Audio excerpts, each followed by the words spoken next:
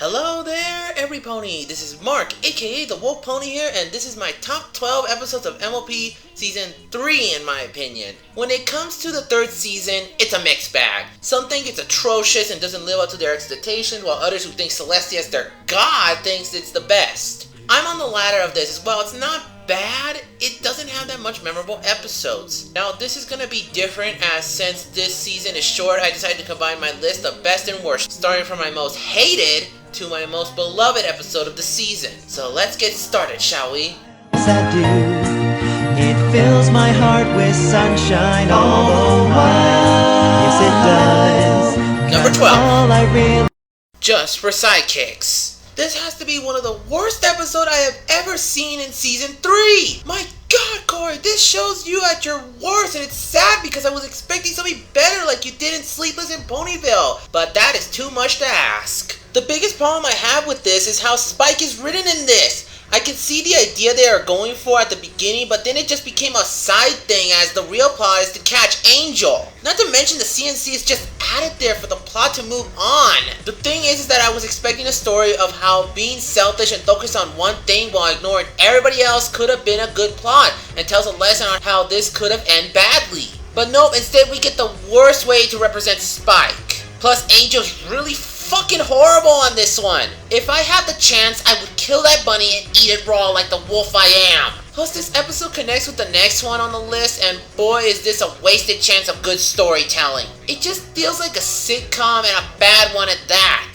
If there is anything I like in this is that the comedy is decent, and I like it that all the pets are together again for an episode, but still it's not enough to get it any higher a bit. Corey, please, I know you could do better, so avoid writing episodes like this because I want you to succeed. Yes, I do.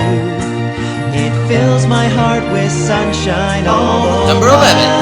Yes, it does. Games Ponies Play. This episode, while not bad, it's not good either. It's just average, and that is why it's here. First problem is the misleading title. When I heard this, I thought I was gonna see the pony version of the Olympics, but nope, it's not that. It's a setup that leads to a predictable plot. If that isn't a big fuck you to the viewers, then I don't know what is. Now, I heard this is a reference to something, but I just don't know what it is. But that is no excuse. Would have been better if they showed players practicing for the games along the side. The story is generic as it's just a plot about taking care of a sponsor but got mixed up on who it is. It's basically like a setup for what's to come, and that is why I think this episode's average. But I will admit it does have some moments, and that is the comedy.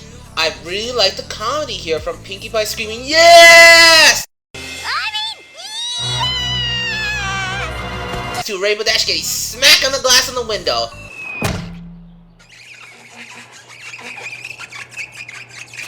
Oh, the classics. I could say this could have been higher if the story is a little good, but as it is, I don't think so. Many people say this is their guilty pleasure, but to me, I just see it as a bad episode and I will never like that much. Yes, I do. It fills my heart with sunshine all the while. Number 10. Yes, it Spike at your service. Cartoons always has a problem when it comes to continuity. MLP, while it handles it well at times, it still shows it has that problem, and this episode pretty much just said, fuck you, Logic, I do whatever the hell I want, bitch! First problem I have is the plot, as it's the mishaps that continues the story. It's just bad as it doesn't connect well, and probably why people hate Dave Polsky so much. Another is Spike, as he is so out of character, as he is clumsy and shows that he has a dragon code he follows. Wait, what? Dragon code, I owe you a life debt and must serve you. Since when did he have that? You're right. I better break the news to Twilight. I just hope she doesn't take it too hard. Be right back. You're not gonna explain, are you?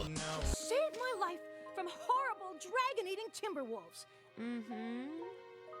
And, as you are aware, I adhere to my dragon code, and this means I must serve her for the rest of my natural-born days. Forget it. Now, if there is two things that's done right here, is the humor and it adds more depth to the character Applejack. Those are the only two things why I sort of like this episode. Now, I have heard this was supposed to be a rarity episode, and I really wish it is because I think that would have worked, but then again, I hate mean-spirited overtones, and rarity would make that unbearable. Considering that Mary wrote this as well, I can safe to say that it's best they choose Applejack because we could have gotten the worst episode of the season if they chose that. Yes, I do. It fills my heart with sunshine all the while. Yes, Magic Duel. Wait! Before you shoot, I want you to hear me out.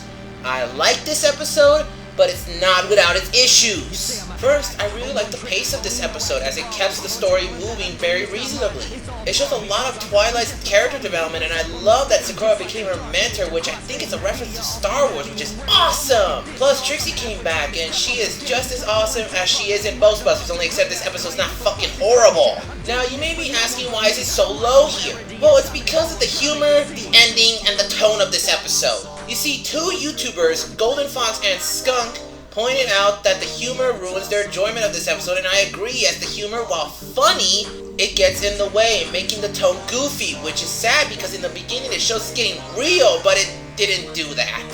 To everybody that's saying they have their expectations so high, we have our reasons, and my reason is that Emmy Larson is better than this! At least it's not like It's About Time. That one was just disappointing and a bad episode.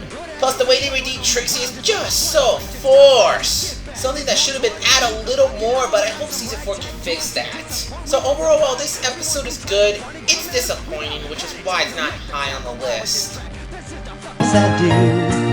It fills my heart Number with 8. sunshine all the while. Apple Family Reunion. Like Magic Duel, this episode was also disappointing, but luckily not as much. First, I'm gonna say what the problems are. First is that Applejack's character is inconsistent. It seems that the writers really have trouble trying to expand her character, which I can see why since she is almost perfect.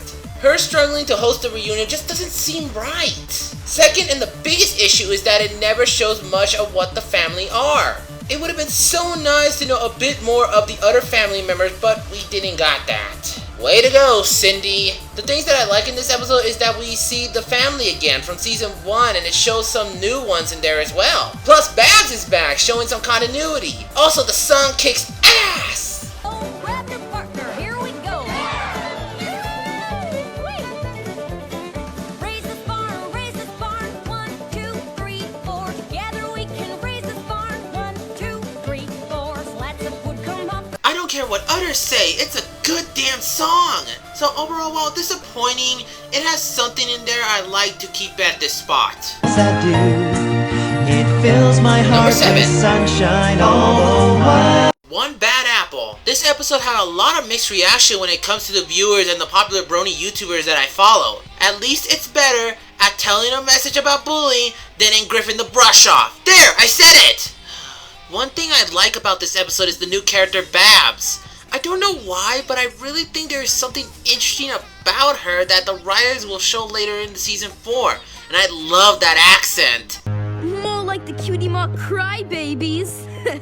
Plus, it handles the bullying situation realistic, as I have seen this happen from when I was a kid. Sure, it's rare, but it can happen, which is why I enjoy this so much. Also, it has an 18 reference and has one kick-ass song that is just awesome! Step ahead, fantasy, what we gonna do?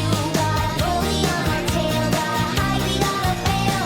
Backseat, if she's after you, gotta run, we gotta flee, gotta... The only problem I have is that it's a little too poppy for my taste, but it's still a great song. One thing I do agree with most brony YouTubers is that we never see how Babs feel when doing these things. If she really felt bad for those things that she did, then we need to see it before it resolves at the end, but nope, we didn't got that. It's why this episode's here, and it could have been higher if it wasn't for that.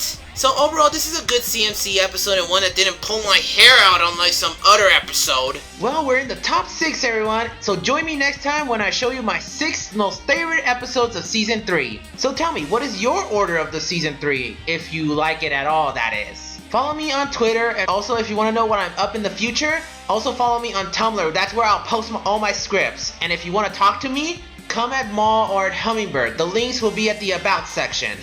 This is Mark, aka the Wolf Pony here, and I'll see you next time.